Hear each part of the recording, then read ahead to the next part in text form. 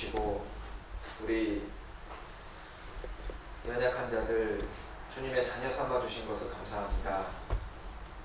남은 저희들의 온 생애가 오직 하나님 아버지의 영광을 위해 드려지기를 간절히 원합니다. 우리 중 어느 누구도 자기 자신을 위한 인생을 살지 않고 아버지의 영광을 위해 인생을 살아갈 수 있도록 우리들의 마음을 늘 붙잡아 주시고 힘있게 주장해 주시기를 간절히 원합니다. 오늘 하나님의 말씀을 사모하는 모든 성도들, 그 안에 주님의 말씀을 올바로 깨우쳐 주시고 그 깨달아진 말씀이 우리 삶 가운데 드러날 수 있도록 도와주시옵소서. 우리 모두가 하나님 앞에서 열매 맺고 또 하나님을 기쁘시게 하는 크리스찬들이 되도록 도와주시옵소서. 저희를 늘 사랑하시고 또 저희 가운데 두루 역사하시는 고마우신 우리 주 예수 그리스도 이름으로 기도하였습니다. 아멘. 안녕하십니까.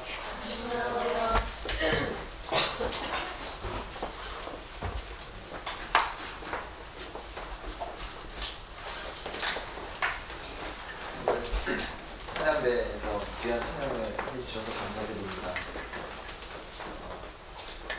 영어가 매우 짧기 때문에 무슨 뜻인지 잘 모르겠더라고요. 분명히 한 단어는 들렸습니다. 발골. 근데 너무 신기한 것이 그 가사 내용을 다 이해를 못했는데 그 발골이라는 그 한 단어만 듣고 감동이 되는 거거든요. 그래서 참 예수님이라는 그 이름만 우리가 들어도 마음에 감동이 되고 또 마음에 움직임이 있고 기쁨이 있다는 것이 너무너무 신기하고 놀랍습니다. 베드로전서 1장에도 너희가 예수를 보지 못하였으나 사랑하는 것 말씀 있죠. 볼 수 없는 사람을, 보지 못한 사람을 사랑한다는 건 기적이지 않습니까? 한 번도 그분에 대해 내가 본 적이 없고 사귀어본 적도 없지만 그분을 사랑할 수 있는 마음이 생겼다는 것이 너무 놀랍고 그 예수 그 이름만 들어도 우리 마음을 뛰게 하는 놀라운 이름인 것 같습니다. 그래서 오늘 찬양대 찬양이 한 단어였지만 분명히 마음에 새겨졌습니다. 아무리 설교를 유창하게 하고 듣기 좋은 얘기를 하더라도 그 설교 내용 중에 예수가 빠지면 어떻게 될까요? 의미가 없죠. 성경에서 예수님을 빼버리면 이 책이 어떤 책 되죠? 그냥 사람의 책이 되잖아요. 그죠?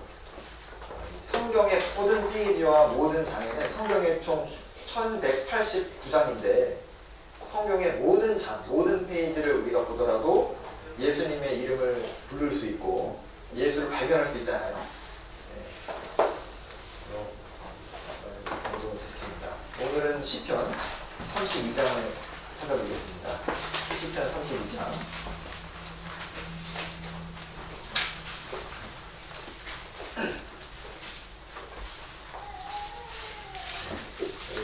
모든 성경의 본문에서 그리스도를 발견할 수 있어야 한다라고 말씀을 드렸고 모든 설교에서도 그리스도를 우리가 드러내야 하며 또 마찬가지로 우리의 삶도 그러합니다. 그죠? 우리의 삶 하루하루 어떤 분은 직장을 다니고 어떤 분은 가정 가사를 보십니다. 어떤 분은 또 학생일 수 있죠. 각각 다르지만 그 각각 다른 삶 속에서 그리스도가 나타나야 된다고 생각합니다. 우리 이번 한 주를 바꾸게 사셨잖아요. 지난 한 주를 바꾸게 사셨는데 그때 그 삶 속에서 그리스도가 발견이 되십니까? 내 삶을 바꾸는 그리스도, 복음을 전하게 하는 그리스도, 성경을 깨달아지게 하는 그리스도, 사랑을 깨달아지게 하는 그리스도, 우리가 그걸 늘 마음에 품고 살아야 되겠다 생각을 하게 됩니다. 그래서 이제 지지난주부터 구원에 대해서, 거듭남에 대해서 우리가 깊이 생각을 해보고 있는데 참 중요한 구절이고 중요한 본문이고 또 제 개인적으로도 구원의 의심과 확신 그리고 영원한 구원 그리고 참 믿음과 거짓된 믿음 이런 주제는 너무 중요한 주제라고 할 수가 있는데요. 오늘 제가 이제 설교를 이렇게 정리하면서 너무 마음에 많이 기쁨도 되고 저도 개인적으로 구원 의심을 많이 했던 사람이거든요. 그렇기 때문에 연구를 많이 했습니다. 그리고 제가 연구하면서 성경을 공부하면서 해결되었던 그런 문제들을 저 같은 분들이 또 계시더라고요. 구원 의심을 때문에 많이 괴로웠던 분들을 상담하면서 제가 해결됐던 부분으로 교제하니까 동일하게 해결이 되고 그래서 이 본문이 참 저에게도 많이 위로가 됐기 때문에 설교를 보통 한 번 딱 정리하면은 며칠 후에 덮어놨다가 설교를 하는 게 아니라 계속 보거든요. 계속 추구하고 바꾸고 하는데 이제 그러다 보니까 내용이 길어져요. 이것도 좋다. 이것도 해야 되겠다. 좀 걱정이 됩니다. 내용이 좀 길어질까 걱정이 되는데 혹시 좀 이렇게 보통 우리가 좀 같이 약속된 시간을 벗어나면 좀 힘드시잖아요, 그죠? 저는 괜찮은데 듣는 분들 힘드십니다. 그러면 좀 표정으로 저에게 알려주셔요. 힘들다. 참기 어렵다. 표정으로 딱 보여주시면 제가 그만해야 되겠다. 근데 그렇게 안 하시면 제가 막 계속 하거든요, 그죠? 물론 설교 길다고 잘하는 건 아니니까 좀 정해진 시간에 최대한 좀 다 전달할 수 있도록 노력을 하겠습니다. 시편 32장 1절부터 5절까지 같이 읽어보겠습니다. 허물의 사함을 얻고 그 죄의 가리움을 받는 자는 복이 있도다. 마음에 간사가 없고 여호와께 정죄를 감치 않은 자는 복이 있도다. 내가 토설치 아니할 때에 종일 신음함으로 내 뼈가 쇠하였도다. 주의 손이 주야로 나를 누르시오니 내 진액이 화하여 여름 가물에 마름같이 되었나이다. 내가 이르기를 내 허물을 여호와께 자복하리라 하고 주께 내 죄를 아뢰고 내 죄악을 숨기지 아니하였더니 곧 주께서 내 죄악을 사하셨나이다. 네, 시편 31편은 다윗의 시편인데 여기 복에 대해서 언급이 되어 있습니다. 이게 사실 32장 1절부터 5절을 읽으면 우리 간증이랑 너무 똑같아요. 우리의 모습은 마치 3절부터 4절까지 복음을 깨우치기 전에는 우리 마음은 딱 3절 4절 같았어요. 우리가 죄에 대해서 종일 신음했죠. 종일 신음함으로 내 뼈가 쇠하였다. 그러니까 이 아주 중심 깊은 데서부터 죄와 심판에 대한 두려움이 올라왔다는 걸 알 수가 있습니다. 4절에 주의 손이 나를 주야로 누르시오니 하나님의 공의로움과 하나님의 거룩하심을 깨달아가면 갈수록 이제 그 심판이 두려워지잖아요.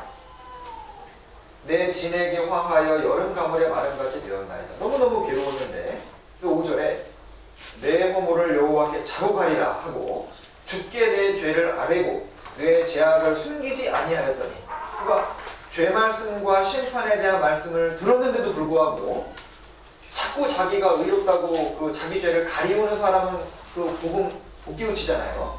그러니까 자기가 죄에 대해서 숨기지 않고 하나님께 내어 놓았을 때, 회개했을 때 중심으로부터 진정한 회개가 나온 그 사람에게 주님이 5절 마지막 부분에 주께서 내 죄의 악을 사하셨나이다. 주님이 내 죄 사했다는 것이 깨달아지고 그 사람에게 1절, 2절의 축복이 오는 겁니다. 허물의 사함을 얻고 그 죄의 가리움을 받는 자는 복이 있도다. 이 구절이 로마서에도 인용되어 있죠. 로마서 4장을 찾겠습니다. 로마서 4장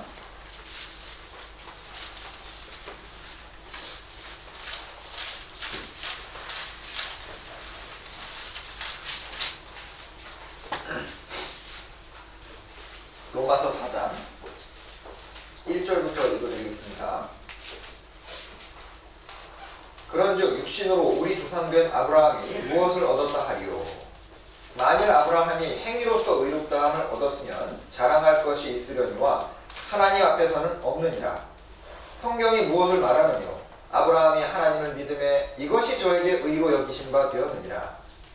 일하는 자에게는 그 삭슬 은혜로 여기지 아니하고 빚으로 여기거니와 5절부터 8절은 같이 읽겠습니다. 일을 아니할지라도 경건치 아니한 자를 의롭게 하시는 이를 믿는 자에게는 그의 믿음을 의로 여기시나니 일한 것이 없이 하나님께 의로 여기심을 받는 사람의 행복에 대하여 다윗의 말한 바 그 불법을 사하심을 받고 그 죄를 가리우심을 받는 자는 복이 있고 주께서 그 죄를 인정치 아니하실 사람은 복이 있도다 함과 같으니라. 자, 시편 32편과 로마서 4장이 동일한 주제를 말하고 있습니다. 주제가 한마디로 복이죠. 복. 자, 세상 사람들은 여러 가지 복에 대해서 다양하게 정의합니다. 제가 찾아보니까 세상 사람들은 주로 무엇을 가지고 복이라고 하는지 보니까요. 많이 들어보셨죠? 재물복, 그다음 건강복, 오래 사는 복, 그죠? 장수의 복, 그다음에 사업복, 인복, 그죠? 일복, 연애복 이런 것도 있더라고요. 그러니까 사람은 복을 그렇게 정의를 합니다. 그런데 물론 그런 것도 복이지만 성경은 더욱더 근원적이고 기초적인 복에 대해서 말씀하시잖아요. 자, 시편 32장과 로마서 4장에서 말씀하시는 복이 무슨 복일까요? 네, 죄사함의 복입니다. 죄사함의 복. 제가 오늘 책에 읽어보니까요. 책에 참 좋은 표현이 있어가지고 제가 그대로 한번 읽어드리겠습니다. 자, 죄를 용서받지 못한다면 그 어떤 복도 있을 수 없다. 죄사함의 복을 누려야 나머지 복도 누릴 수 있다. 인간의 진정한 행복은 죄사함의 복으로부터 시작한다. 죄사함의 복이 없다면 그 어떤 복도 누릴 수 없다. 죄사함이 없으면 하나님과의 기초적인 관계가 안 된 것이기 때문에 사람들이 말하는 복을 누린다는 것은 불가능하다. 죄사함에 대한 확신은 삶의 기초와 토대가 된다. 죄사함이라는 기초가 있어야 그 위에 다른 여타의 복도 올려놓을 수 있다. 죄사함에 대한 확신은 하나님이 주시지 않으면 가질 수 없다. 짧은 구절이지만요, 많은 묵상과 성경적인 기본을 통해 쓰여진 글이라는 걸 알 수 있죠. 짧은 글이지만 읽어보니까 공감이 되시잖아요. 그죠? 죄사함의 복이 없이는 다른 복은 의미가 없는 거예요. 그죠? 아니, 사람이 살아있어야 건강도 하고 재물도 있고 즐거움도 있는 거 아닙니까? 사람이 죽었는데 무슨 복이 있겠어요? 그래서 누가복음 12장에 한 부자가 나오잖아요. 그죠? 네. 재물을 많이 쌓아놓고 여러 해 쓸 물건을 쌓아놓고 자기 영혼에게 스스로 말합니다. 영혼아, 여러 해 쓸 물건을 많이 쌓아두었으니 평안히 쉬고 먹고 마시고 즐거워하자. 세상 사람들이 말하는 많은 복을 가진 사람이지 않습니까? 하나님은 그 사람의 인생을 한마디로 요약하셨어요. 뭐라 하셨죠? Fool, 어리석은 자예요. 많은 복을, 세상 사람들이 부러워하는 많은 복을 가졌는데 왜 하나님은 그의 인생을 어리석다고 하셨을까요? 제일 중요한 복을 못 얻은 거예요. 그렇죠? 참 세상에 부자가 많습니다.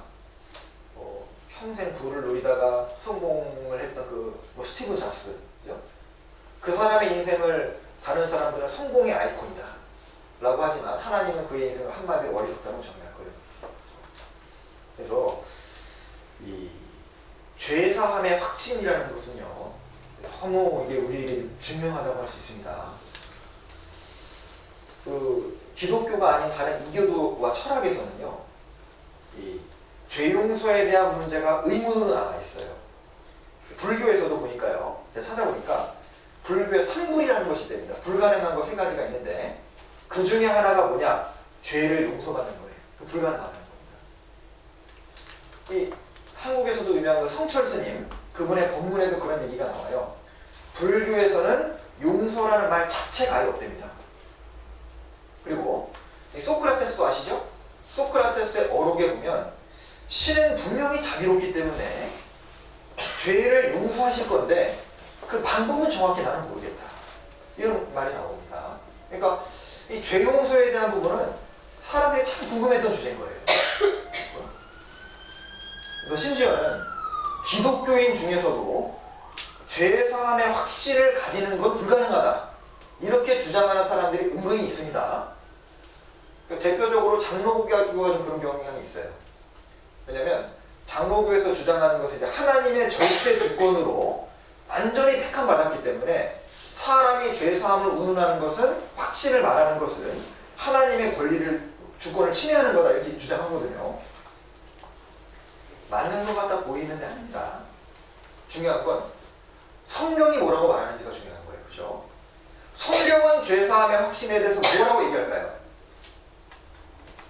에베소서 1장 7절입니다. 에베소서 1장 7절.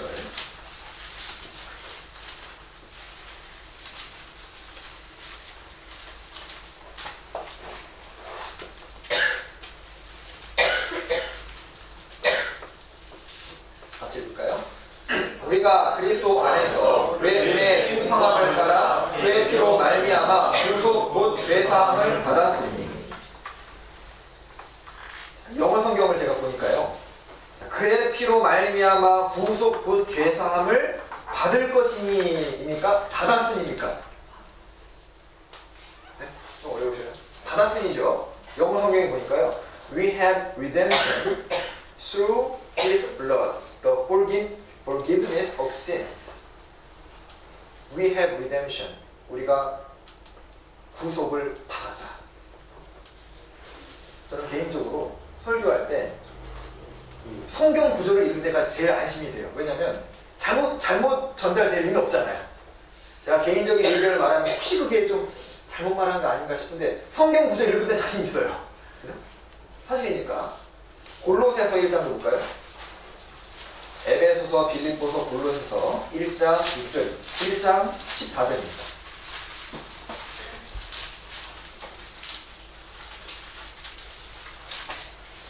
골로새서 1장 14절 같이 읽어볼까요? 그 아들 안에서 우리가 구속 곧 죄사함을 얻었구나. 여기도 영어 성경이 에베소서 1장 7절과 골로새서 1장 14절의 영어 구절이 똑같아요. We have redemption through His blood for the forgiveness of sins. 근데 여기서는 이제 에베소서에서는 그의 피로 말미암아 구속 곧 죄사함 얻었다고 돼 있고, 한국어 번역에는 예수님 피 얘기는 없죠. 번역의 문제인데 똑같습니다. 여기서 분명히 돼 있잖아요. 너희가 구속 곧 죄사함 얻었다 되어 있죠. 그러면 이 두 구절 비교해보면 죄사함의 확신이 가능하다는 겁니까? 불가능하다는 겁니까? 너희는 죄사함 얻은 자다. 그렇게 있지 않아요. 베드로전서 1장 23절도 찾겠습니다. 베드로전서 1장 23절.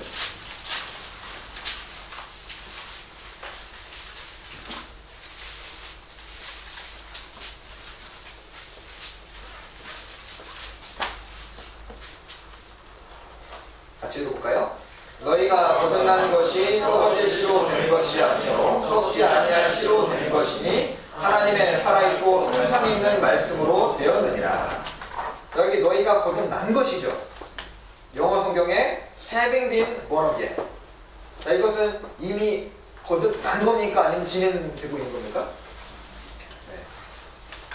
네. having been born again. 너희가 거듭났다는 거잖아요. 과거를 얘기하고 있는 겁니다. 그래서 이 성경에 보면 사도들과 이 성경을 받는 초대교회 성도들, 그들에게 구원의 확신을 주님 주셨는데 과연 이 시대에만 구원의 확신, 죄사함의 확신을 누리라고 기록을 하신 걸까요? 이게 신기하게도 시대적인 상황이나 문화나 언어적 차이에도 불구하고 죄사함에 대한 깨달음은 너무 동일한 거예요. 그러니까 이 해외 선교를 다녀오시는 분들 계시지 않습니까? 자주 다니시는 분들 계신데 해외 선교를 다녀올 때 받는 큰 감동 중 하나가 뭘까요?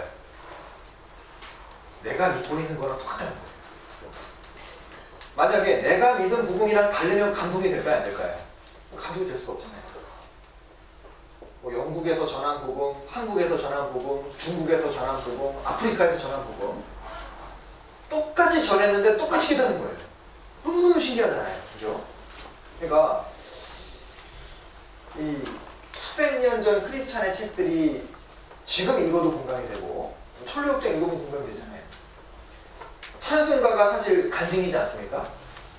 수백 년 전에 찬송시를 쓴 그분들의 그 찬송이 나에게도 공감이 되고, 그래서 왜 그토록 같은 것을 깨달아지냐면 성령이 한 분이시기 때문에 그 보편적 공감대라고 그러죠.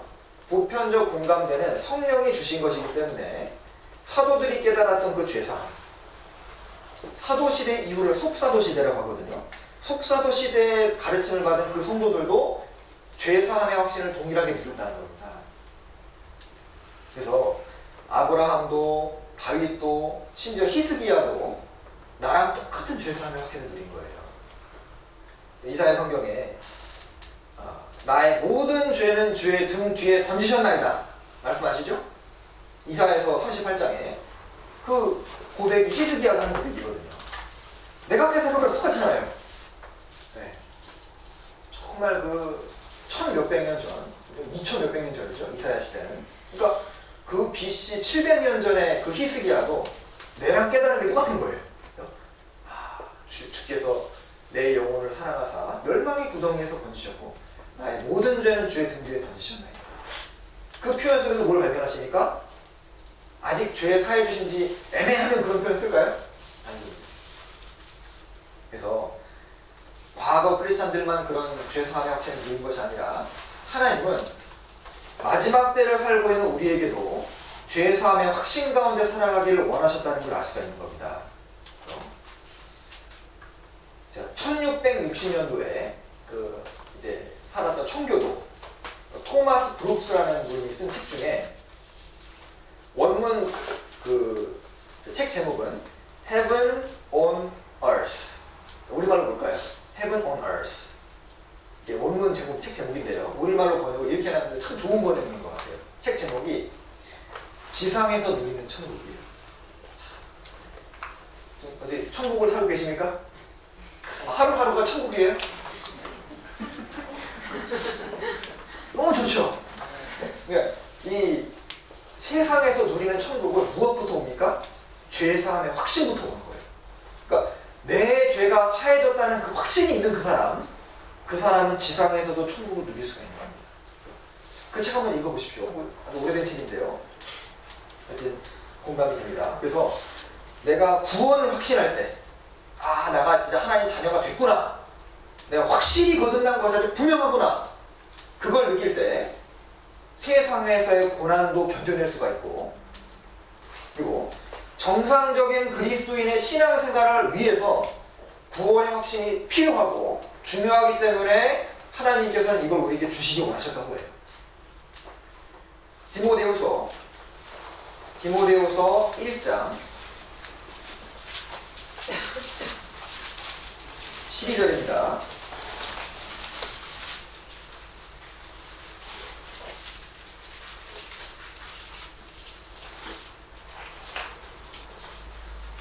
(1장 12절) 같이 읽어볼까요? 이를 인하여 내가 또 이 고난을 받되 부끄러워하지 아니함은 또한 나의 의탁한 것을 그날까지 저가 능히 이루실 줄을 확신합니다. 잘못 읽었나요? 맞나요? 저만 읽은 것 같은데. 네. 자, 이를 인하여 내가 이 고난을 받되, 이 바울이 쓴 거죠. 부끄러워하지 아니함은 나의 의뢰한 자를 내가 알고 또한 나의 의탁한 것을 그날까지 저가 능히, 하나님께서 능히 지키실 줄을 확신하리라. 내가 고난을 받아서 심지어는 죽을지라도 내 구원 이건 취소 안 된다. 그 확신이 있으니까 달려가잖아요. 그죠? 이 다리 공사를 할 때도요. 다리 공사를 할 때도 잘못하면 예전에 그 미국에 그 금문교 골든 게이트 브리지인가요? 들어보셨습니까? 네. 그 다리 건설할 때 실제 있었던 일인데요. 사람들이 자꾸 그 다리 건설을 하다가 물에 빠져 죽는 일이 있었다고 하더라고요.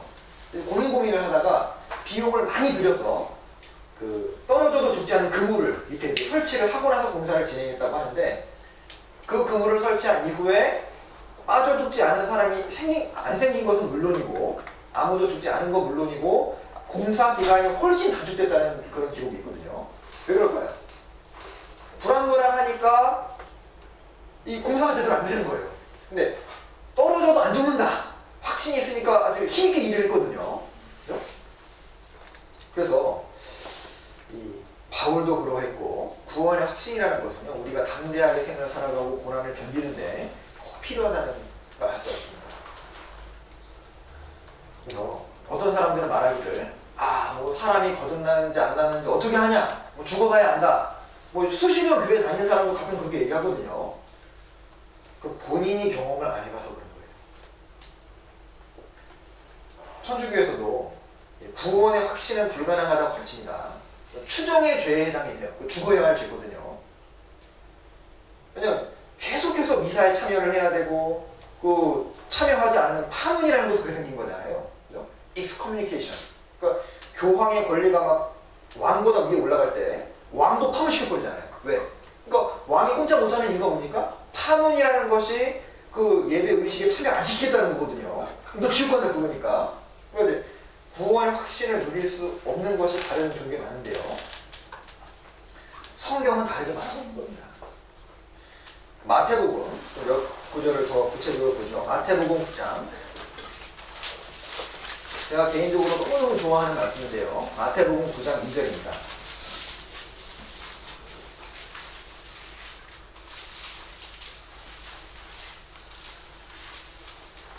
잘 아시는 그 내용이죠. 지붕을 뜯어서 중풍병자를 사람들이 예수님께 연결시키는 그 내용인데요. 2절. 침상에 누운 중풍병자를 사람들이 데리고 오거늘 예수께서 저희의 믿음을 보시고 중풍병자에게 이르시되, 같이 읽을까요? 소자야 안심하라, 내 죄사함을 받았느니라. 자, 이 표현이 참 짧은 표현인데, 전 이 표현이 너무 마음에 와닿더라고요. 소자야 안심하라. 자, 우리는 보통 괜찮아, 잘 될 거야 라고 이렇게 위로를 해주는 경우가 있는데, 사실은 아무 근거 없어요. 자기가 그걸 해결해 줄 건 아니거든요. 예를 들어 어떤 분이 빚진 것 때문에 고민합니다. 그러면 괜찮아, 잘 될 거야, 말이죠. 빚을 갚아주든가. 병 때문에 고민하는 분이 있으면 괜찮아, 내가 의사면 그런 얘기 됩니다. 내가 고쳐줄게, 걱정하지 마. 근데 예수님은 안심하라. 왜 안심하라고 했죠? 내 죄사함을 받았느니라. Take heart, your sins are forgiven. 우리에게 주님이 직접 이렇게 말씀을 해주셨다면 얼마나 마음이 안심이 될까요? 야, 주님이 직접 나한테, 그죠? 그럼 이 소자가, 이 중풍병자 소자가 고민을 했을까요? 안 했을까요? 더 이상 고민했을까요? 예수님이 그렇게 얘기는 했지만 나중에 취소할 수도 있을 거야, 사실이 아닐 수도 있을 거야. 그러면 죄의 상각심이 없겠죠. 근데 그 뒤에 보면 6절에, 그러나 인자가 세상에서 죄를 사하는 권세가 있는 줄을 너희로 알게 하려 하노라. 예수님께서 2절에 내 죄사함을 받았느니라 담대하게 말씀하셨는데, 3절에 어떤 서기관들이 속으로 뭐라 그러죠? 이 사람이 참량하다, 어찌 감히 인간이 사람의 죄를 사하느냐 라고 속으로 생각했는데, 주님은 그 생각을 아셨죠? 6절에 인자가 세상에서 죄를 사하는 권세가 있는 줄을 너희로 알게 하려 하노라. 죄를 사하는 권세가 있는 예수님을 믿을 때 죄사함의 확신을 누릴 수 있으면 당연한 거예요. 죄 사하는 권리가, 권세가, 그 능력이 없는 사람을 믿을 때는 불안하죠. 그죠? 목사가 이 사람에게 당신 죄사함 받는 거니까 안심하시오, 아무리 얘기해봐야 뭐 사람이 그런 권능이 없잖아요. 권세 있는 분이 얘기하셨다면 그분 믿을 때는 안심할 수 있다는 뜻이 되는 겁니다. 근데 만약에 예수님의 말씀을 들은 사람이 예수님 말씀 자체를 불신한다면, 제가 배운 바로는 죄사함의 확신은 불가능하다고 들었는데 어떻게 된 겁니까? 하면은 예수님을 안 믿는 거잖아요. 그죠? 누가복음 23장에도 우리 십자가 옆에 예수님 십자가 달리실 때 양 옆에 강도가 같이 달리지 않았습니까? 근데 그 강도가 처음에는 같이 예수님을 욕하다가 한 강도에게 예수님이 뭐라고 하셨죠? 예수께서 이르시되 내가 진실로 내게 이르노니 오늘 내가 나와 함께 어디에 있으리라? 낙원에 있으리라. 그러면 이 강도 구원 받은 거야 아닌 거예요? 구원 받은 거죠. 근데 이 강도가 그 얘기 딱 듣더니 예수님 제가 어떤 사람인지 모르셔서 하시는 말씀 아니에요? 그럼 이거 예수님에 대한 말씀에 대한 뭐예요? 불신인 거잖아요. Assuredly I say to you, today you will be with me in paradise. 주님이 그렇게 말씀하셨다는 것은 죄 사함의 확신을 못 느낀다고 하면 그런 말씀 하실 수가 없잖아요. 그죠? 사람에게 확신을 주시기 주님은 원하셨구나. 그래서 요한 1서 5장을 찾아볼까요? 요한 1서 5장 10절.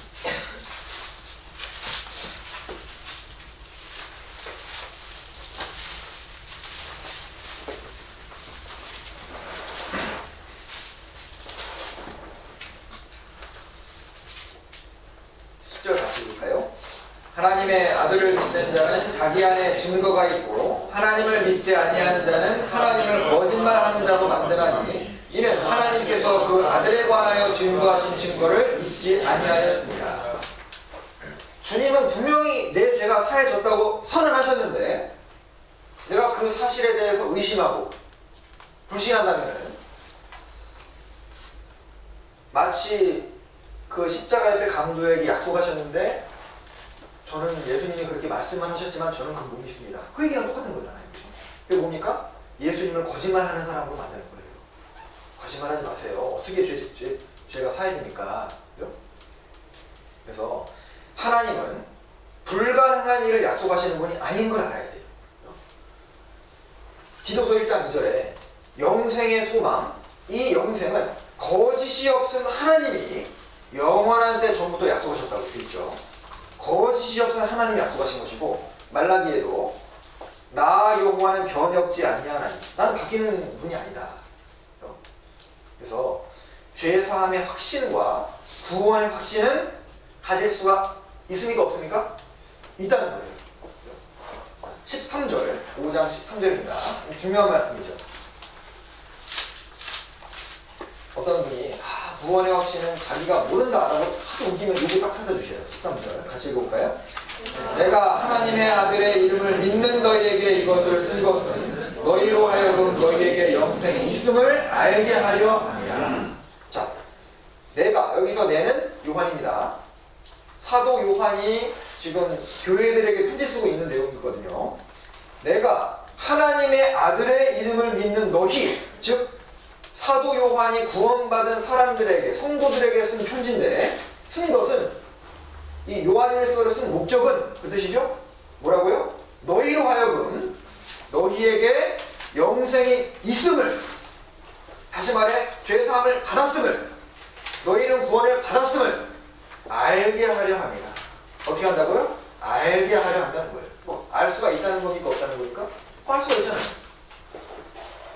그래서 뭐 이 알게 하려 한다는 것은 단순한 기대나 상상을 뛰어넘어서 분명히 아는 상태를 뜻하고 있는 것이고, 요한일서 성경을 나중에 이제 자세히 읽어보시면요, 알다라는 그 단어, 영어의 know죠? know. 이 know라는 단어가 30번 이상 나오고 있는 거예요. 안다. 너희가 알다. 성경을 읽어보시면 너희가 알거니와, 우리가 알거니와, 내가 알거니와 이런 구절 많이 나오죠. 모르시면 성경을 많이 안 읽으신 겁니다. 알거니와, 이게 성경에 36번 나오거든요. 찾아봤는데. 그러니까 그리스도인이 어떤 사람이냐? 한마디로 아는 자예요. 아는 자. 구원받지 못한 사람은 모르는 사람이고 구원받은 사람은 아는 사람이잖아요. 그래서 구원을 받은 사람은 구원을 받지 못한 사람들이 모르는 걸 압니다. 뭘 알까요? 내가 어디서 왔는지를 알고 내가 어디로 가는지를 알아요. 그 똑똑한 아리스토텔레스도 그건 몰랐습니다. 도대체 내가 어디로 가는지 모르겠다는 거예요. 근데 거듭난 사람은 알잖아요. 하나님이 누구신지, 예수가 도대체 누군지, 사람인지 아니면 하나님의 아들이신지 정확히 압니다. 그리고 지금 이 시대가 무슨 시대인지도 아는 거예요. 그죠? 로마서 13장 볼까요? 요한일서는 좀 체크해 두십시오. 이따가 좀 많이 찾을 겁니다. 요한일서에는 거듭난 크리스찬의 증거가 많이 나오기 때문에 몇 번 찾겠습니다. 로마서 13장. 로마서 13장 11절. 오늘 설교는 좀 이렇게 가능하면 잘 이렇게 기억하셔가지고요. 나중에 구원의 의심이나 이런 게 올라오실 때 좀 이렇게 찾아보셔도 좋습니다. 13장 11절. 같이 읽어볼까요? 또한 너희가 이 시기를 알거니와 자다가 깰 때가 벌써 되었으니 이는 이제 우리의 구원이 처음 믿을 때보다 가까웠음이니라.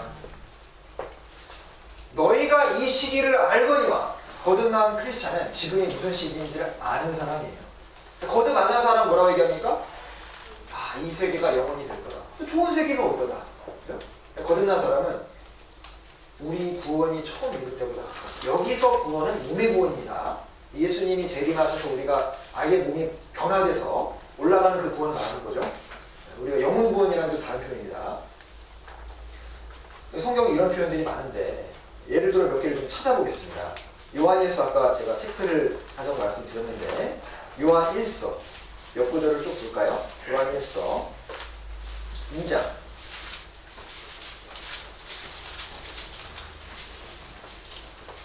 3절. 우리가 그의 계명을 지키면 이로써 우리가 저를 아는 줄로 알 것이요. 자, 하나님을 아는 사람이다, 구원받은 사람이다. 그걸 뭘로 한다고요? 하나님의 계명을 지키는지 안 지키는지. 그거 보면 안다. 그죠? 그리고 2장 14절. 이따가 자세히 설명을 드리겠습니다. 2장 14절. 아이들아, 내가 너희에게 쓴 것은 너희가 아버지를 알았으며. 교회에는 아비들도 있고 청년들도 있고 아이들도 있어요. 신앙의 기초인 사람도 있고 신앙의 청년인 사람도 있고 신앙의 아비들과 같은 사람도 있습니다. 아이들일지라도 일단은 가족이잖아요. 많이 성경은 모르지만 분명히 뭐를 압니까? 너희가 아버지를 알았습니다. 그리고 아비들아, 내가 너희에게 쓴 것은 너희가 태초부터 계신 이를 알았으며. 안다는 표현이 나오죠. 그리고 3장 14절.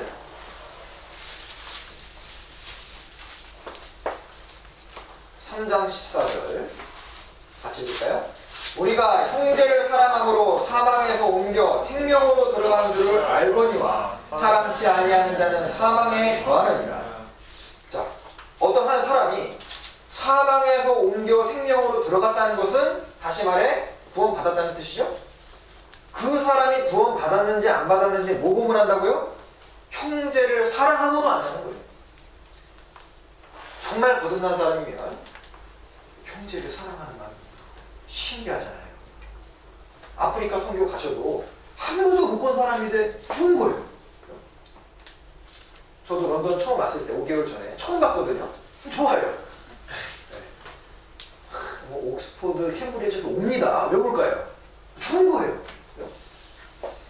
명절 때 되면은 많은 긴 거리를 수고를 막론하고 가잖아요. 왜 갈까요?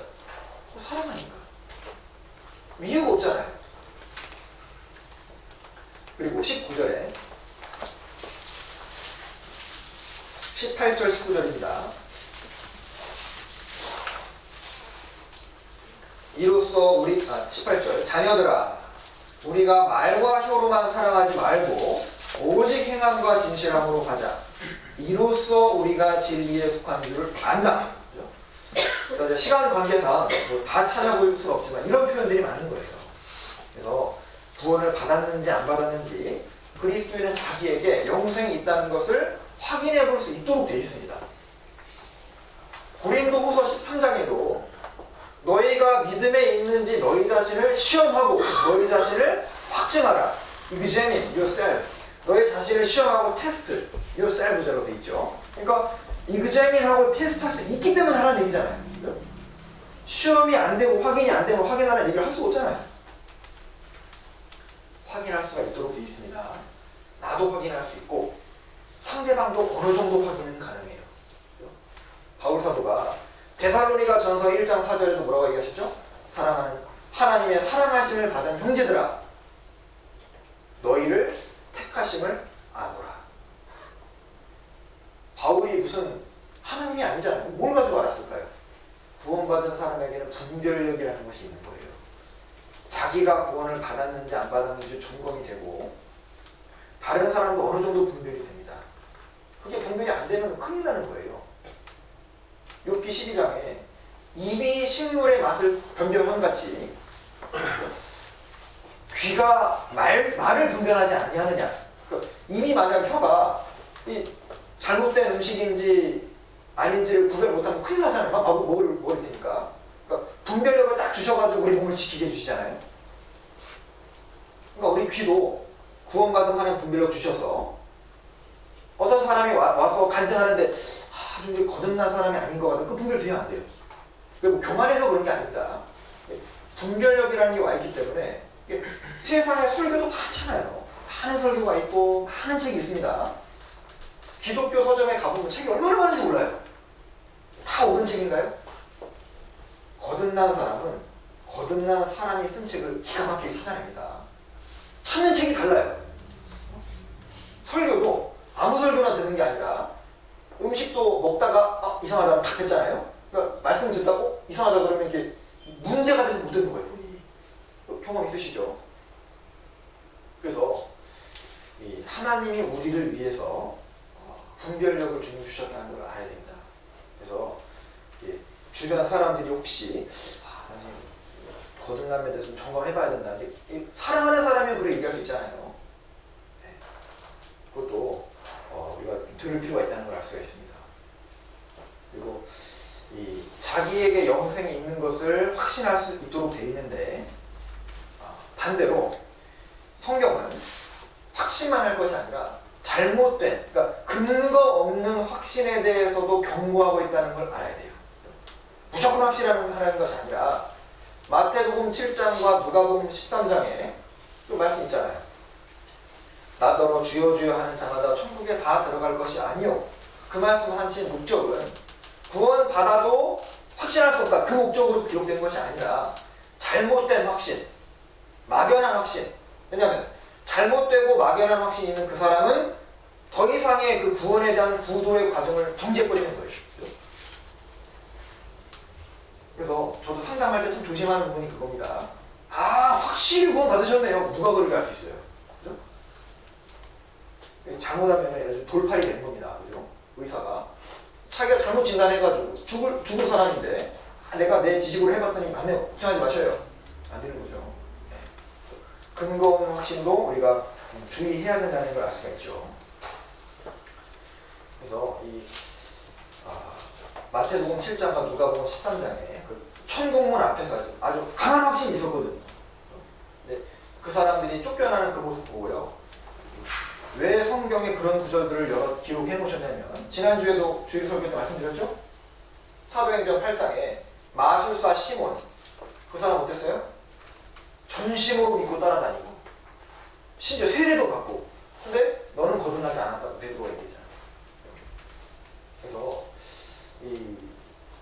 그런 말씀을 보면 교훈 얻을 만한 것이 쫓겨나는 그 순간까지 자기가 쫓겨날 거라고는 상상도 못한 거예요. 알았으면 놀라지 않았겠죠. 너는 지옥이다 그러면 저도 그럴 줄 알았습니다. 갔을 텐데 그러지 않았거든요. 아니 어떻게 내가 지옥입니까? 우리는 주의 이름으로 귀신을 쫓아내고 선지자 노릇을 하고 많은 권능을 행치 아니하였나이까라고 변호하잖아요. 네. 죽음 이후에 그런 사람들이 있다고 되어 있는 거예요. 로마서의 4장에 하나님을 판단받으실 때 이기려 하시니라. 하나님은 지는 분이 아니거든요. 내가 어줍지 않은 법적 지식을 가지고 대법원장이랑 대화해서 이길 수 있을까요? 못 이기는 거예요. 구원이 안 된 사람 중에 뭐가 이렇고 뭐가 저렇고 이래가지고 난 못 믿는다라고 얘기하잖아요. 물론 우리는 대답 못할 수 있습니다. 과연 하나님 앞에서 그렇게 얘기할 수 있을까요?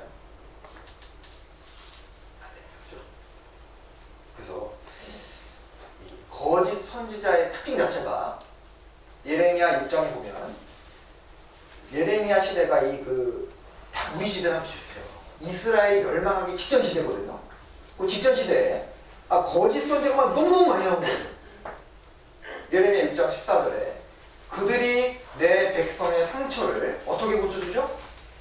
심상히 고쳐주며 슬라이드리 심상히 고쳐주며 말하기를 평안하다 평안하다 하나 평강없도다. 괜찮다. 교회 나온 때부터 하나님 택한 거다. 누가 그렇게 얘기할 수 있어요? 그래서 이 마지막 때의 징조가 너무 거짓이 많아요. 요한일서 4장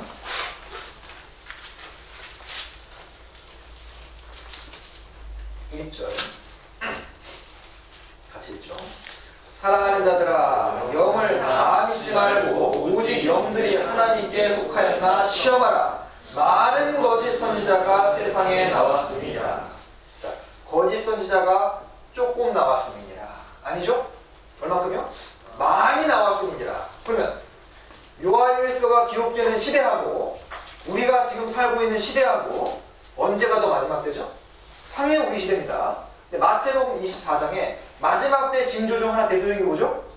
거짓 선지자가 많이 나올 거다. 그러셨죠? 그러면 이때도 많았으면 요한의 시대 때도 많았으면 지금은요? 너무 많은 거예요.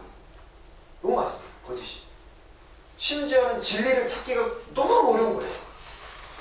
그렇지 않습니까? 저도 아주 어렸을 때부터 많이 만나봤거든요. 군대 가서도 군대 교회도 가보고 뭐 친구들도 여러 교파 가봤거든요. 너무 좋아요. 물론 우리만 있다는 얘기 당연히 아닙니다. 있긴 있어요. 너무 찾기가 어려워요. 너무 찾기. 왜? 영을 다 믿지 말라 그랬죠? 다 믿지 말고 오직 영들이 하나님께 속하였나 시험하라. 어떻게 시험할 수 있을까요? 정말 거듭남의 역사가 있는지. 거듭나지 않은 종교가들도 흉내는 낼 수 있어요. 설교 흉내 낼 수 있거든요. 절대 못하는 건 뭐예요? 거듭나게는 못하는 거예요. 거듭나는 건 성령이 하시는 겁니다. 그래서 우리가 무엇보다도 이제 검증을 해야 될 건 뭐냐면요. 우리가 병원을 하나 다니더라도 그냥 가셔요? 알아보고 가셔요? 알아보잖아요. 예를 들어 내가 심장 수술을 해야 된다. 가능하면 어떤 병원이요? 심장 수술 전문 병원. 화상을 입었다.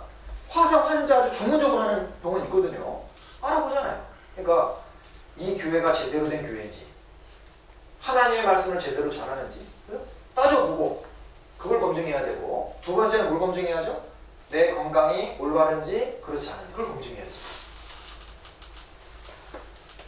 그래서 이 잘못된 확신보다는 아주 철저한 검증과 회의와 의심의 과정을 통과하는 것이 오히려 올바른 거예요.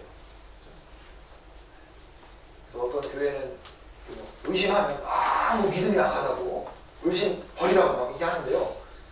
의심 버리라면 버려줘야죠.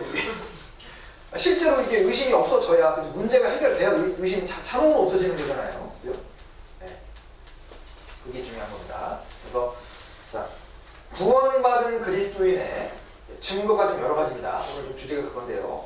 내가 거듭이 났다는 것, 한 사람이 거듭났는지 그렇지 않은지, 참된 믿음인지 거짓된 믿음인지 확인해 볼 수 있는 것이 여러 가지인데, 크게 정리하자면 이제 세 가지라고 할 수 있는데요. 첫 번째는 뭐냐면 말씀에 대한 확신입니다. 예를 들어 어떤 분이 오셨어요. 거듭나셨습니까? 저 거듭났습니다. 그래요? 축하드립니다. 혹시 어떻게 거듭나셨습니까? 제가 기도를 하다가 십자가를 번쩍번쩍한 십자가를 봤습니다. 맞아요? 아니에요? 그거는 일단 교리적으로 잘못된 겁니다. 왜 그렇죠? 성경에 요한복음 5장 39절에 너희가 네모에서 영생을 얻는 줄 생각하고, 뭐죠? 성경. 너희가 기도해서 영생을 얻는 줄 생각하고가 아니죠? 너희가 직분으로 영생을 얻는 줄 생각 아니죠? 너희가 세례를 받음으로 영생을 얻는 줄 생각하고. 백지선다형 나와도 안 두려워요. 구원을 받은 사람 아닐 거입니다. 분명 성경에서 영생을 얻는 줄 생각해보니까 어떤 사람은 거듭났습니다. 성경 좀 아셔요? 성경은 하나도 모릅니다. 거짓이에요. 왜? 성경에서 거듭나는 성경은 몰라요. 아닙니다. 그리고 아까 우리가 읽었던 베드로전서 1장 23절에 뭐라고 되어 있죠? 너희가 거듭난 것이 썩어질 시로 된 것이 아니요 썩지 아니할 시로 된 것이니 하나님의 살아있고 항상 있는 내모로 되었느니라. 말씀으로 되었느니라. 그죠? 그러니까 한마디로 너희가 거듭난 것이 중간 다 빼면 말씀으로 되었느니라. 그죠? 야고보서 이런 구절을 좀 기억해 놓으시면 좋습니다. 시간 관계상 다 찾지 못했거든요. 요한복음 5장 39절, 베드로전서 1장 23절, 야고보서 1장,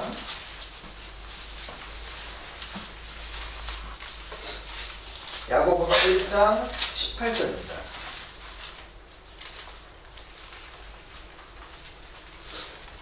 같이 읽어볼까요? 그가 그 조물 중에 우리로 한 첫 열매가 되게 하시려고 자기의 뜻을 좇아 진리의 말씀으로 우리를 낳으셨느니라. 그러니까 네모로 우리를 낳으셨느니라. 네모는 말씀. 예. 우리가 성경으로 거듭나고 감정으로 거듭나는 게 아니죠? 예. 내가 어제 복음 말씀 들었을 때는 되게 기분 좋았는데 오늘 일어났는데 기분이 별로 안 좋아요.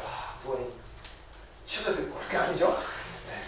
그러니까 우리 믿음이 감정에 있는 것이 아니라 하나님은 구원의 근거를 말씀에다 놓으셨기 때문에 말씀이 무너지지 않는 이상은 내 구원이 안 무너지는 거예요. 또 우리 말씀 위에 굳게서 말씀 위에 서 있으니까 이 터가 무너지지 않으면 내가 무너지지 않는 거예요. 어디 위에 내가 서 있을 거냐죠. 난 거듭났는데 내가 열심히 했으니까 거듭났다. 그 열심이라는 거 위에 내가 서 있으면 그 기준이 하나님 보실 때 무너지는 거 난 무너지는 거예요. 그래서 구원의식 좀 하시는 분한테 이런 얘기도 좀 드립니다. 찾아볼까요? 고린도전서 14장 15절.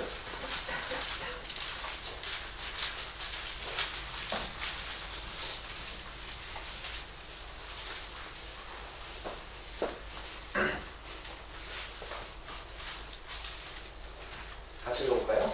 그러면 어떻게 알고 내가 영으로 기도하고 또 마음으로 기도하며 내가 영으로 찬미하고 또 마음으로 찬미하리라.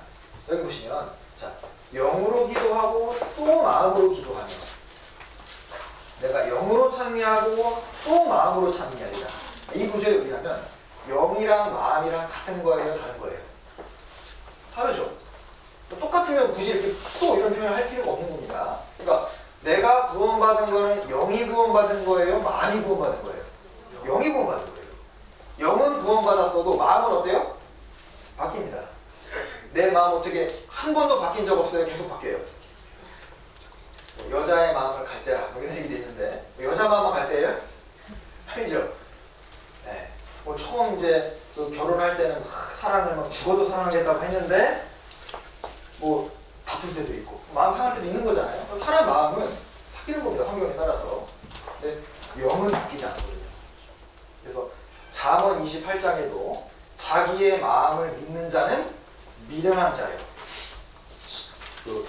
지혜롭게 행하는 자는 구원을 얻을 자니라. 그 말씀처럼 우리가 이 기준을 마음에 두면 안 되는 겁니다. 그래서 호수에 달이 비쳤을 때 호수가 출렁이면 달이 찌그러지잖아요.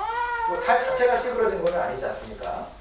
그래서 성경이 변하지 않는 이상 내 믿음은 불가능해요. 그래서 첫 번째가 구원에 대한 확신은 첫 번째 말씀으로 되는 거예요. 우리를 진리로 거룩하게 하옵소서.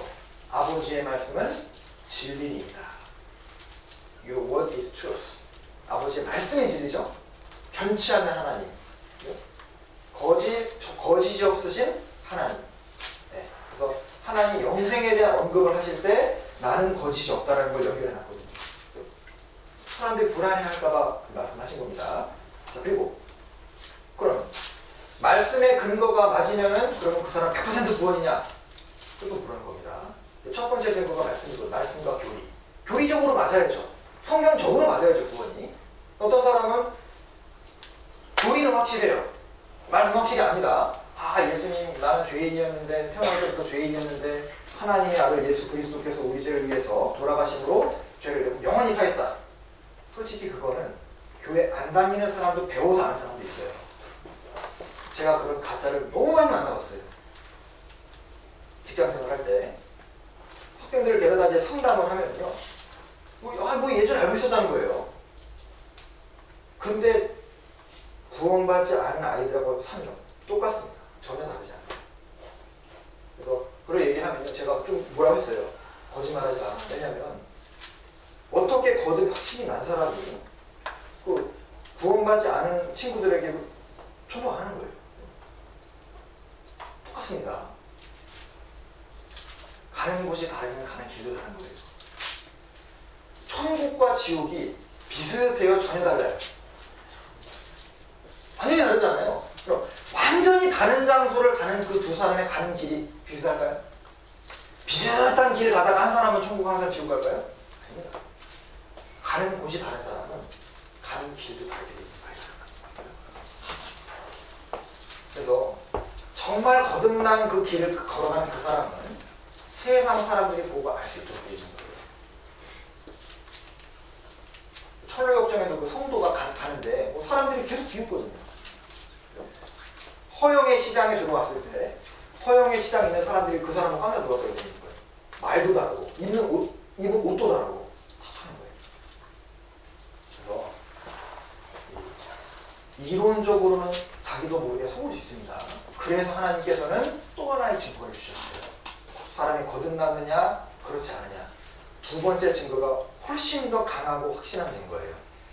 저도 개인적으로 언제 구원의 확신을 더 누리냐면, 전도 집회를 들을 때도 물론 우리가 확신을 누립니다. 두 번째 확신의 근거가 바로 생활의 증거예요. 객관적인 증거죠. 변화된 삶으로 기쁨을 누립니다. 누가 뭐래도 내가 바뀐 건 너무 확실한 거예요. 그래서 직장생활을 하면서도 이상하게 안 섞여요. 느끼시죠? 요한일서 4장 6절입니다.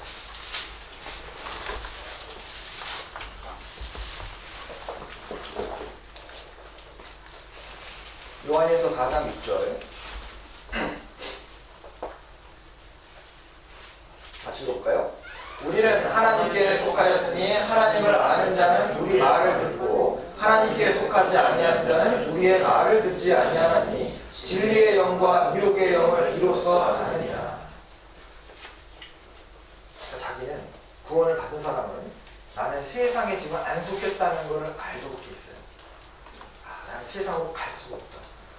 출애굽을 한 이스라엘이 다시 애굽으로 돌아갈 수 있을까요?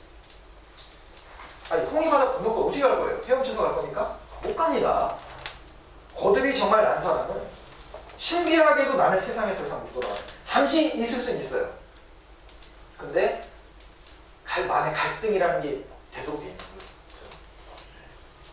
그래서 우리는 하나님께 속하였으니 하나님을 아는 자는 우리 말을 듣고, 거듭난 사람은 거듭난 사람의 올바른 설교를 듣습니다. 세상에 속한 자는 세상의 말을 듣거든요. 내가 주로 뭘 듣느냐? 세상의 말을 주로 듣느냐? 말씀을 주로 따라갑니다. 그게 내 정체성을 결정하는 거예요. 요한복음 15장에도 비슷한 말씀이 있습니다. 요한복음 15장 18절.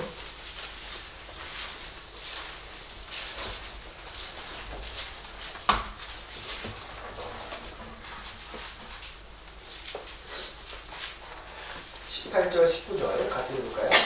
세상이 너희를 미워하면 너희보다 먼저 나를 미워한 줄 알라. 너희가 세상에 속하였으면 세상이 자기의 것을 사랑할 터이나 너희는 세상에 속한 자가 아니요 도리어 세상에서 나의 택함을 입은 자인고로 세상이 너희를 미워하느니라.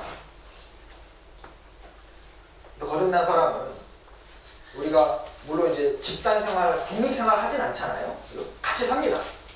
같이 어울려 살고 직장생활도 같이 하고 뭐 이웃끼리도 대화는 하지만은 마음의 중심적인 것이 안 통한다는 걸 아는 거예요. 그래서 너희는 세상에 속한 자가 아니오. 그러니까 세상이 너희를 미워하느니라. 구원받은 사람은 세상에 그 미움을 받을 수 있습니다. 받는 것이 정상이죠. 그래서 어떤 가끔씩 학생들 구원받은 크리스찬들이 이렇게 있으면요, 애매한 고난을 당하거든요. 쟤 좀 휘발하다, 좀 독특하다, 이상하다. 그것 때문에 국민들에서 상담을 가끔씩 하시는데요. 여쭤봐요. 아니, 구원받은 사람이 이상한 그 취급을 받아야 정상입니까? 아닙니까? 정상이거든요. 나는 무리에게 이상함이 되었사오나. 시편에도. 그래서 내가 거듭났다는 가장 결정적인 증거는 바로 생활의 변화. 바울 사도도 그런 표현을 썼거든요. 빌립보서 4장 3절.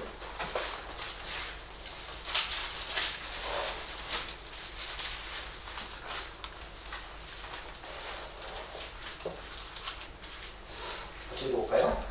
또 참으로 나와 멍에를 같이 한 자 내게 구하노니 복음에 나와 함께 힘쓰던 저 부녀들을 돕고 또한 글레멘드와 그 외에 나의 동역자들을 도우라. 그 이름들이 생명책에 있느니라.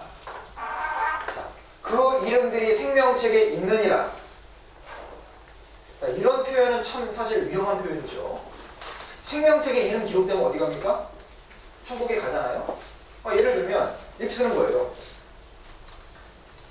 이 복음에 나와 함께 힘쓰던 저 아무개를 돕고 이름이죠. 또한 글레멘도와 그 외에 나의 동역자들을 도우라. 구체적인 이름을 언급하고 있는 건데 그 이름들이 생명책에 있다. 이 표현을 잘 보시면 이런 확신을 도대체 무엇으로부터 했을까요? 글레멘도와 부녀들과 나의 동역자들이 단순히 그 교리적으로 대답했기 때문에 그 사람이 확실하다 이렇게 얘기를 했을까요? 아니면 문맥상 그 사람들의 분명한 생활의 증거, 그 사람들의 삶의 목적, 나와 함께 지냈던 모습 보니까 분명하다. 전자입니까? 후자입니까? 후자거든요. 왜냐면 사도 바울도 고린도 후서 11장에 보면 거짓 형제 등의 위험을 당했다고 되어 있거든요. 거짓 형제가 뭘까요? 말만 형제, 말만. 간증 들어보니까 맞다 싶어서 같이 지냈는데 뭐 일도 맡겼는데 나중에 보니까 가짜였던 거예요. 그래서 바울 사도도 그 이름들이 생명책에 있다고 담대하게 말할 수 있었던 근거는 아무리 봐도 저 사람은 복음 위에 사는 사람이다. 그래서 이 거듭난 그리스도인에게 무엇인가 변화가 반드시 일어나게 되어 있고 그것을 잘 정리한 성경 중 하나가 요한일서라고 말씀드렸는데 요한일서 5장 1절에 예수께서 그리스도이심을 믿는 자마다 하나님께로서 난자니 그 표현 자체가 예수께서 그리스도이심을 믿는 자마다 하나님께로부터 난자다. 그 뜻은 하나님의 가족이다. 그 뜻이죠. 그죠? 그러니까 하나님의 아들, 가족이라는 뜻인데 자녀는요 잘하면 잘할수록 누구 닮아요? 네? 옆집 아저씨 닮아요? 부모 닮죠. 그러니까 자녀는 시간이 갈수록 크면 클수록 처음엔 잘 몰랐는데 기가 막히게 닮아가잖아요. 그런 것처럼 우리가 참으로 하나님 자녀가 되었으면 하나님의 가족 구성원으로서의 특징이 점점 더 드러나는 거예요. 그렇지 않습니까? 그러니까 이론적이고 지식적인 것뿐만 아니라 실제 삶 속에서 크리스찬다운 것이 나도록 되어 있고 가족은 가족으로서의 특징이 있잖아요. 그 가족은 참 이렇게 뭐 비슷한 부분이 있지 않습니까? 보면은 그런 것처럼 하나님의 가족은 가족으로서의 특징이라는 것이 드러나게 되어 있는 거예요.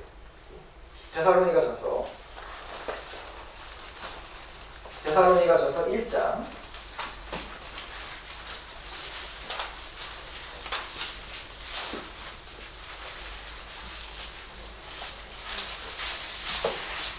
1장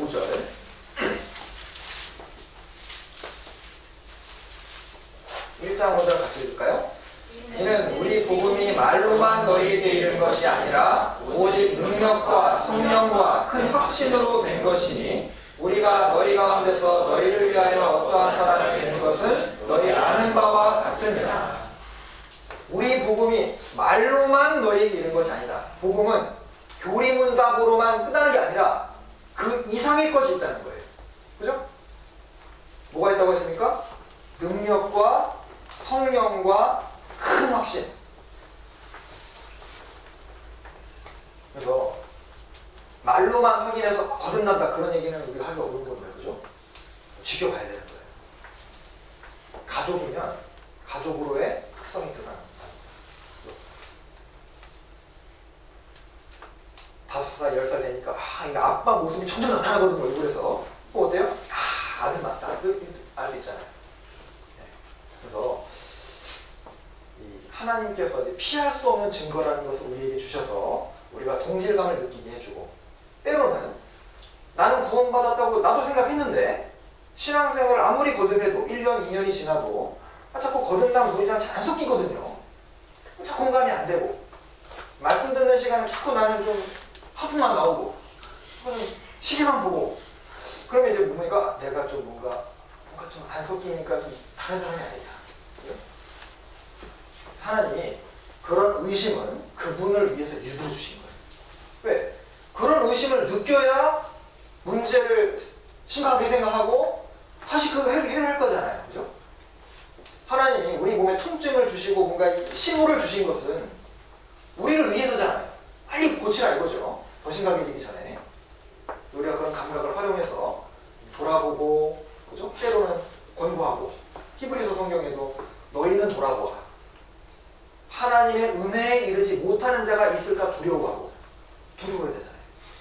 우리 중에 혹시 하나님의 은혜에 이르지 못하는 자가 있을까 두려워하라. 하나님의 은혜에 이르지 못한다는 건 뭐예요? 거듭나지 못했다는 거잖아요. 그래서 분명한 우리 삶에 변화라는 것이 있다는 겁니다. 그래서 이 성경에도 찾지는 않을 텐데요. 마태복음 7장 20절에 예수님이 뭐라고 하셨죠? 그러므로 그의 열매로 그들을 알지라. 그죠? 열매로 그들을 안다. 열매는 결과적인 거잖아요. 그들의 행실을 보고, 그들의 삶의 모양을 보고, 무엇을 추구하는지를 보고, 시간과 물질을 주로 어디다가 투자하는지를 보면 그들의 정체성을 알 수 있다. 그 말씀이고, 마태복음 11장에는 뭐라고 되어 있습니까?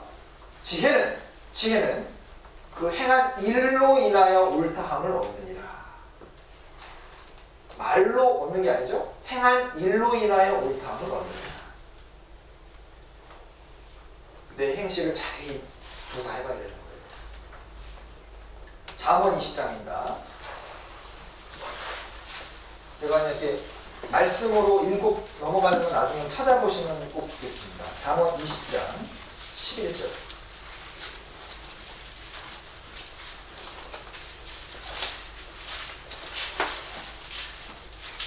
잠언 20장 11절.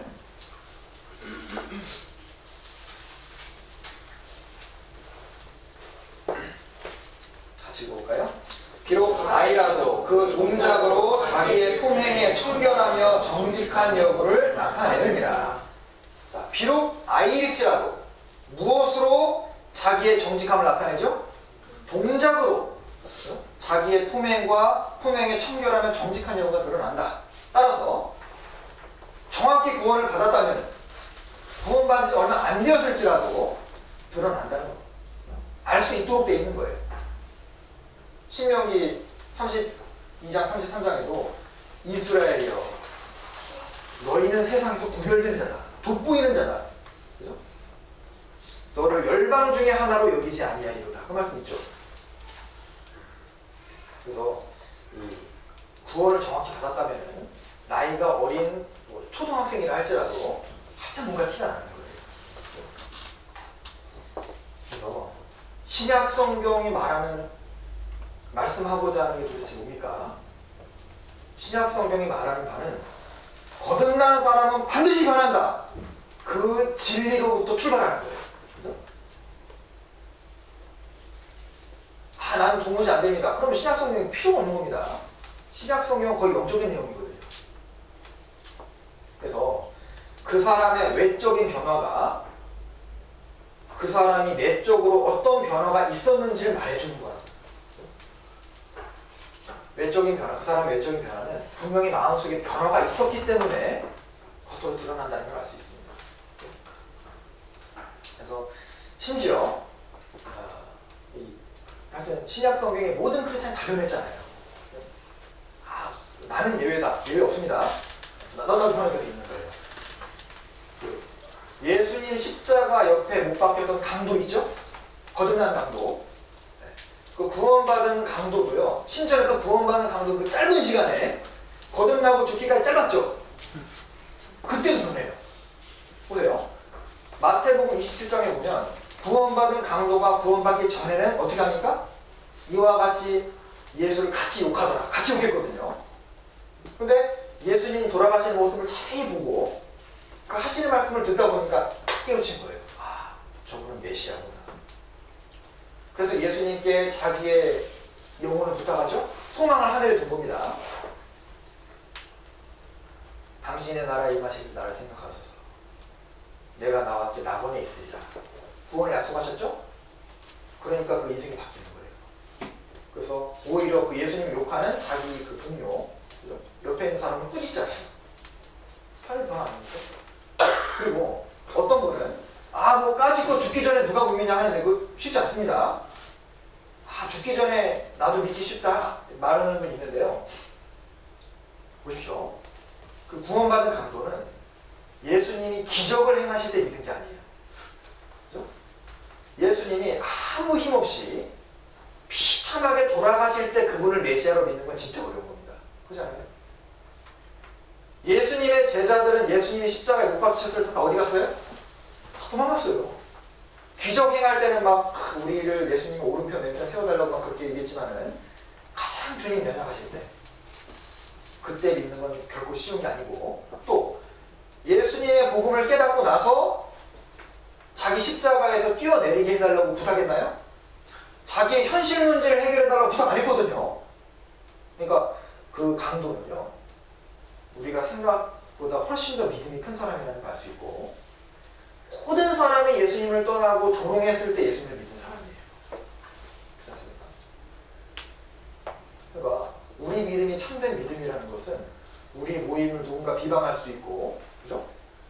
오해할 수도 있고 욕할 수 있잖아요. 그 와중에 믿는 믿음은 진짜 믿는 겁니다.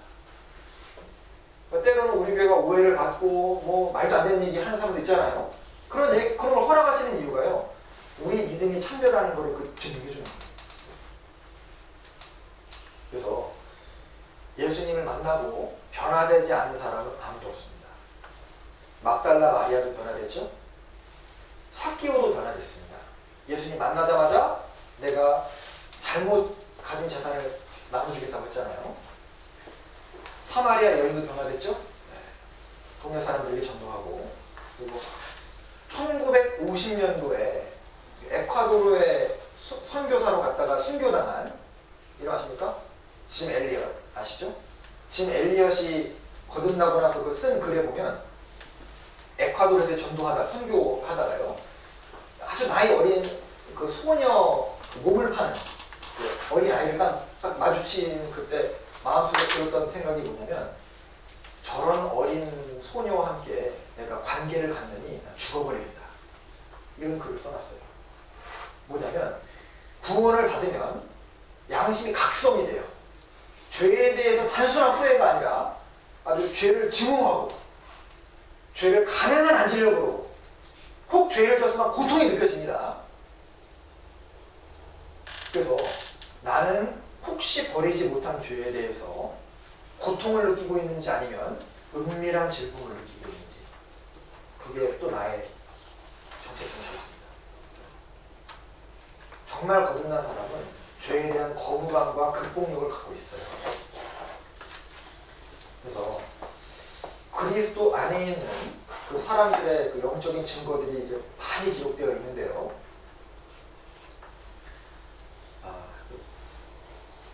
시간이 좀 많지 않기 때문에 오늘은 다 하긴 어렵고 아마 다음 시간까지 좀 이어서 해야 될 것 같습니다. 그래서 그리스도 안에 있는 주님 안에 있는 그 참된 믿음을 가진 성경의 증거를 제가 정리를 좀 여러 개 했거든요. 내가 정말 거듭났을까? 아닐까.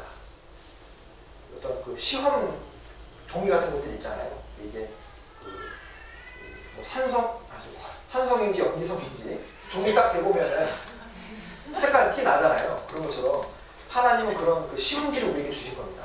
왜냐하면 스스로 한번 테스트 해보면서 내가 정말 믿음 가운데 있는 자냐, 그렇지 않느냐, 여러 가지인 것이 오히려 더 다행이에요. 그죠? 시간 되는 대로 오늘은 제가 정리한 것은 좀 많거든요. 12가지 정도 되는데 오늘 안 되겠죠, 그죠? 오늘은 좀 큰 거 하나만 1번만 얘기해 봤습니다. 괜찮아요? 골로새서 2장 6절입니다.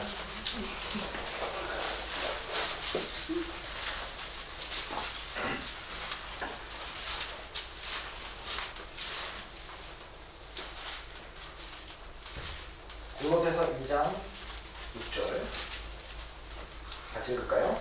그러므로 너희가 그리스도 예수를 주로 받았으니 그 안에서 행하되. 네. You receive Christ Jesus as Lord. Lord가 뭐죠? 주인이에요, 주인.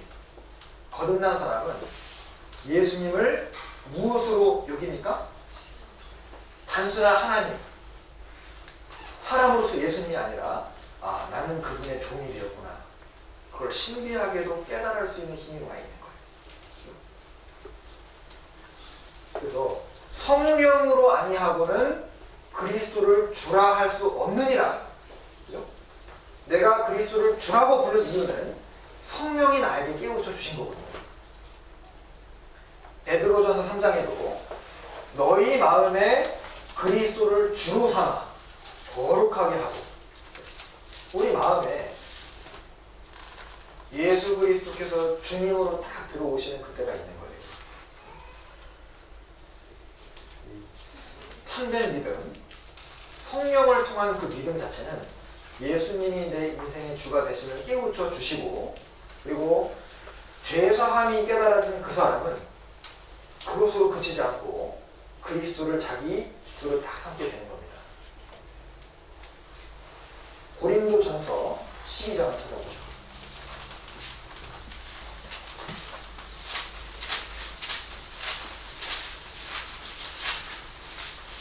12장 3절.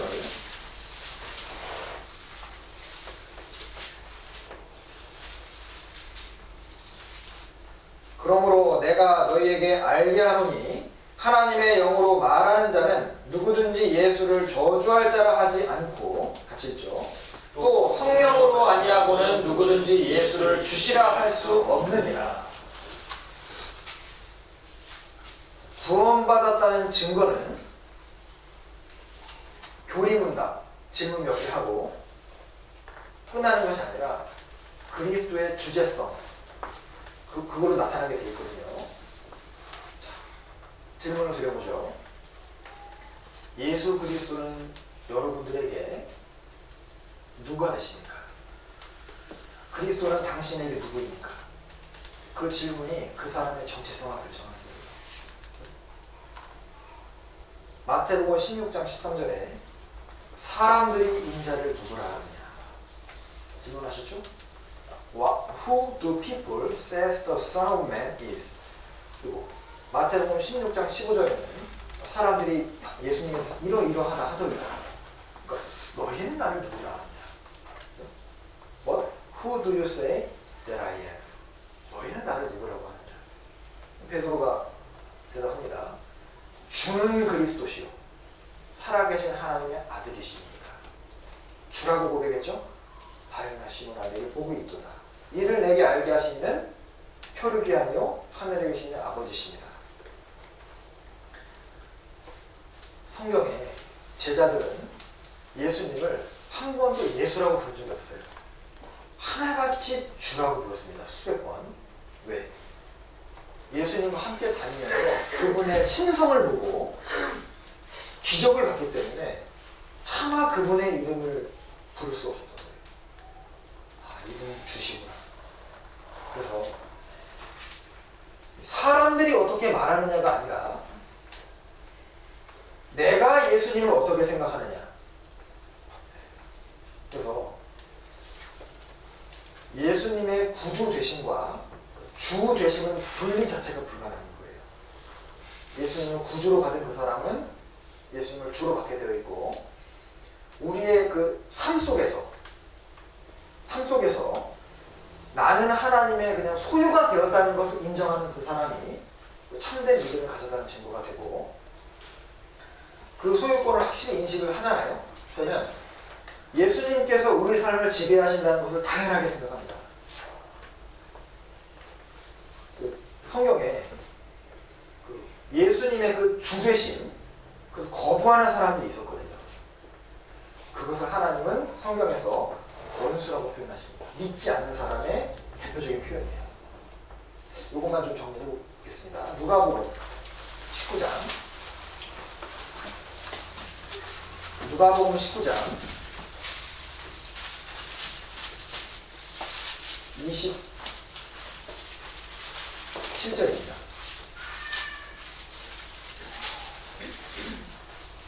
누가복음 19장 27절 같이 읽을까요? 그리고 나의 왕됨을 원치 아니하던 저 원수들을 이리로 끌어다가 내 앞에서 죽이라 하였느니라. 누가복음 19장의 내용은 어떤 귀인이 왕위를 받아가지고 오려고 먼 나라로 갈 때, 이게 우리 신앙생활 전체를 요약하고 있는 거거든요. 여기서의 귀인은 예수님이고, 예수님께서 왕위를 받으시려고 먼 나라 갈 때 그게 초림하셔서 승천하신 걸 뜻하고 나중에 다시 오실 때를 말하는 거거든요. 근데 여러 사람이 있었습니다. 10문화를 10사람에게 줬거든요. 그죠? 그래서 여러 가지를 남겨, 5문화를 남긴 사람도 있고, 1문화 남긴 사람도 있고, 여러 부류의 사람들이 있는데, 그 중에 한 부류가 27절 말씀처럼 나의 왕됨을 원치 아니하던 저 원수. 여러 부류 중에서 예수님의 주됨심을 인정 안 하던 그 사람들은 거듭나지 못한 사람이라는 말씀이잖아요. 하나님의 원수가 하나님의 주권 자체를 거부하고, 너희는 나를 불러 주여 주여 하면서도 어찌하여 나의 명하는 바를 행치 아니하느냐 책망하셨죠? 그래서 하나님을 주로 삼는 그것이 이제 너무 중요하고요. 우리가 인생을 살면서도 자기 애라는 것이 있거든요. 자기 사람. 근데 자기 애로 뭉쳐진 사람의 인생의 목적은 주로 뭘로 드러나는지 아십니까? 주로 행복으로 드러나요. 아, 내가 행복해야 된다. 자기 인생의 목표가 행복이라면, 만약에 남편이 병들어서 자기 행복을 침해하면은 남편은 버리는 길 택할 수 있는 거잖아요. 그죠? 그러니까 우리가 이 인생의 목적 자체가 나의 행복이 아니라 하나님을 위해서, 그것이 구원받은 증거가 되고, 우리 시대 인기를 얻는 설교자 있죠? 달라이라마 들어보셨어요? 달라이라마. 이게 동남아시아 쪽에서 유행하는 종교인데요. 그때 딱 세상 사람들에게 인기 끄는 설교자예요. 자기 행복을 추구하는 내용으로 완전히 되어 있는 거예요, 정리가. 그러니까 저희는 세상에 속한 거로 세상에 속한 말을 하네, 세상이 저희 말을 듣느니라. 사람들의 인기를 끄는 설교, 사람들이 많아지는 그곳에 자기애가 있습니다. 그리고 그리스 신화에도 보니까요, 그리스 신화에 나르시수스라는 그 사람이 있는데, 그 신이 있는데요. 내용 아십니까? 물 속에 이렇게 물을 이렇게 들여다봤는데 뭐가 보여요? 자기가 보여요. 너무 마음에 드는 거예요. 자기와 사랑에 빠졌습니다. 근데 그 사랑을 이룰 수 없어서 못 이루죠. 자기가 사랑이 안 되잖아요. 점점 쇠약해지는 그 내용인데요. 우리가 잘못하면 그렇게 되는 겁니다. 그래서 거듭이 난 사람도 잘못하면 그 자기 애로 뭉쳐질 수 있어요. 심지어 교회 일을 하면서도 우리가 예를 들어 어떤 일을 딱 해놓으면요, 그 일이 영광 돌려주면 되는 거잖아요. 성도들에게 유익이 됐으면 되는 건데 자기가 그 일과 관련되어 있다는 걸 자꾸 강조할 수 있습니다. 그죠? 그럼 안 되잖아요. 그래서 마지막으로 시편 73편을 찾고 붙이겠습니다. 시편 73편